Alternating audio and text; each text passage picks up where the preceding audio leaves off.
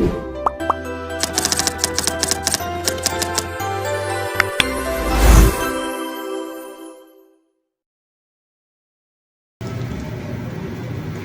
day, my name is Monica Cuento, so I will be present to you the process of table setting of Russian setup.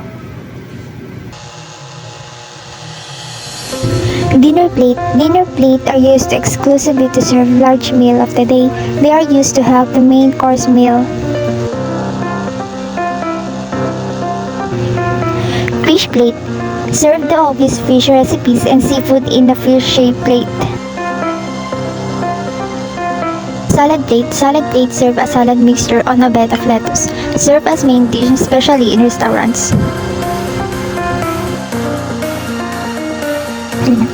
Soup bowl and underliner plate.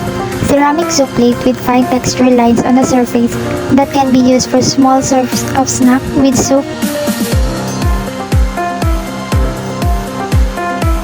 Fish knife. Fish knife to initiate important cut of whole fish that will make removing the skin easier. Dinner knife.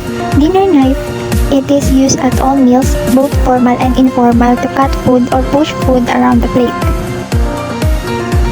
Soup spoon. A soup spoon has a deep round bowl perfect for scooping and sipping on broth and stew. Dinner fork. Used to eat the main course of all formal and informal meals. Fish fork.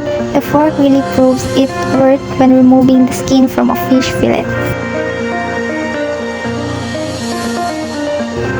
Salad fork. Making them the perfect utensil for eating light salads and other dishes that are not overly substantial.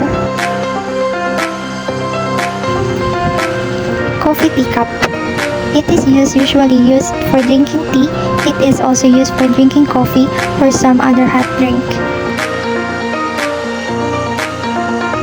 Water goblet. Water goblet. It is made of tinker glass in order to maintain the temperature of the drink and can be used for hot or cold drinks. Wine glass. Wine glass serve wine in the most expensive glasses to appreciate it more and better.